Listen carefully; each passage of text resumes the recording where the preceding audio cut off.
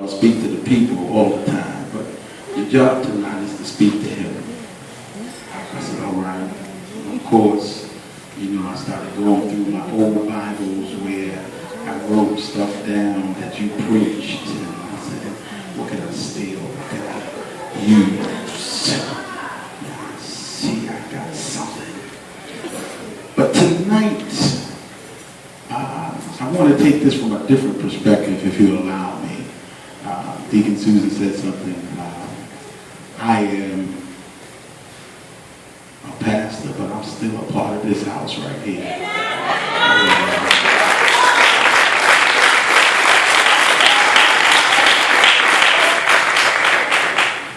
I was thinking, Bishop, it was roughly 5 o'clock this morning. I was sitting in Charlotte, North Carolina airport. No, I was in Charleston, South Carolina airport at 5 o'clock. I was sitting there thinking, and I know all of the white people that were sitting around me, like, why does this guy have a Bible out at 5 o'clock in the morning? But I'm just reading. I said, what can I say? I know what I'm going to say at my church this morning. What am I going to say for Bishop? And I started thinking, about where God has brought us from and who he put in charge to bring us from that place. All right. I started thinking, I said, Bishop has no biological children, but 23 years ago he inherited a 19-year-old baby. Not talking about me, I was 19, but I ain't talking about me. Talking about the church. The church as you know is New Life Restoration Temple, but the church as we knew it was Highway Church of Christ. That's right. And the church then was in a very critical state. We had, listen to what I was saying, we have had pastors after pastors after pastors, but yet we had never been pastored. Wow. Okay. We had preachers, but we had never been pastored. And Bishop inherited a group of people that loved God, that went after God, that's all we knew was God.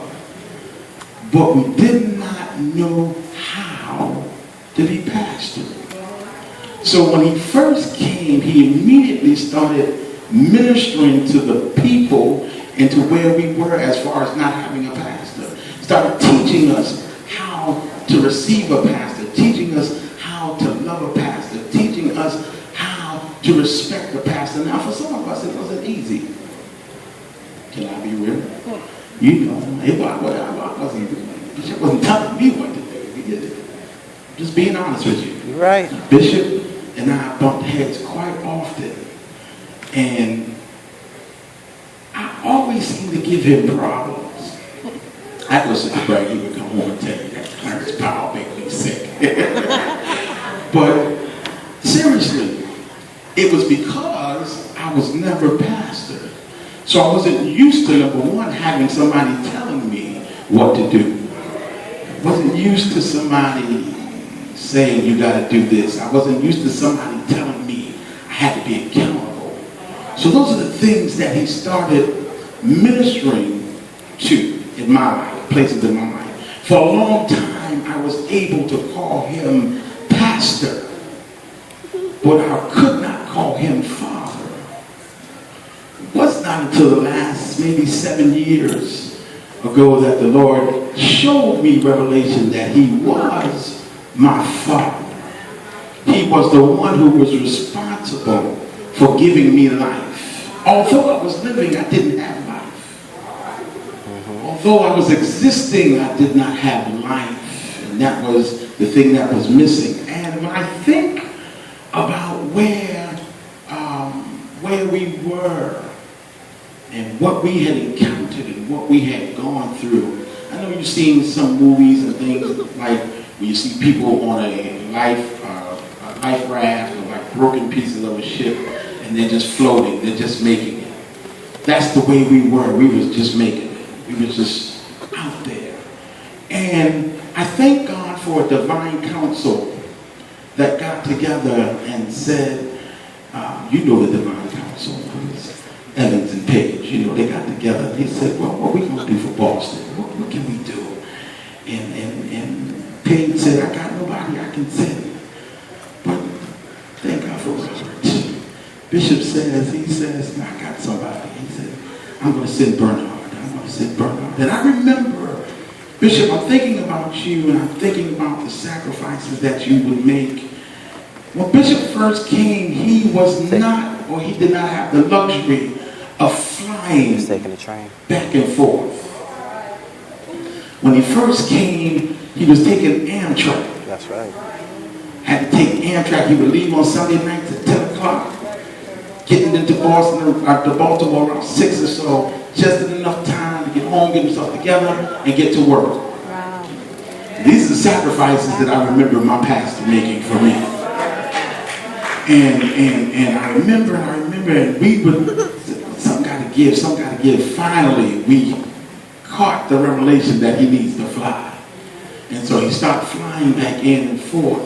But I guess what I'm trying to get to, Bishop, is where we were people, and I got about 5 minutes left, I'm going to close it. We were people who were bruised, who was battered, who was beaten, who was rejected, who was kicked to the curb. We was in an organization, but we was just barely existing. And God sent Bishop here, second Sunday in April, and the first message he ever preached in this house was from the book of 1 Samuel, chapter number 30. I'm not going to read the whole text, I'm just going to take one verse. Verse number 8. And David inquired of the Lord, saying, shall I pursue after this truth? Shall I overtake them? And he answered him, pursue, for thou shalt surely overtake them, and without fail recover all.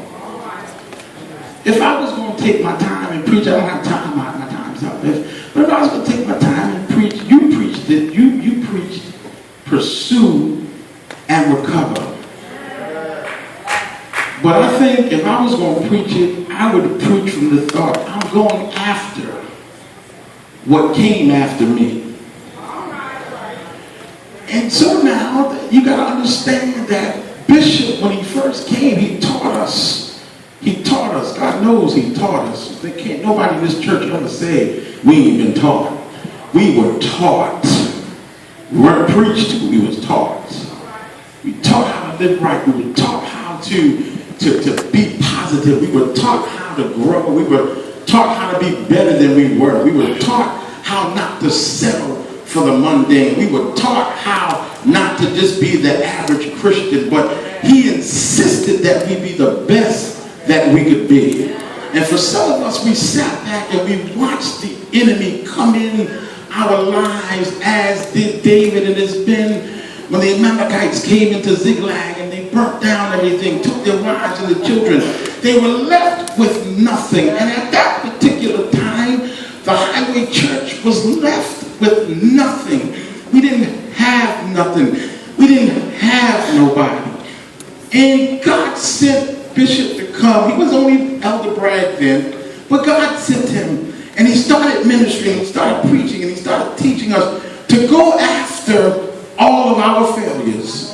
He taught us how to go after the things that made us look bad and make us look good now. He taught us how to go after the stuff that the enemy took from us and go and recapture, pursue and recover. Go after your blessing. Go after your miracle. Don't be satisfied with just letting the enemy take your stuff and you just sitting there. I'm telling you tonight, I've got a tenacity in me to go after what the enemy tried to take from me. I'm going after my joy. I'm going after my peace. I'm going after my family. I'm going after my friends. I'm not going to settle for what the enemy has done. And I'm here tonight, Bishop, just to tell you, thank you for teaching me how to pursue and recover. Thank you for teaching me how to fight the fight of faith.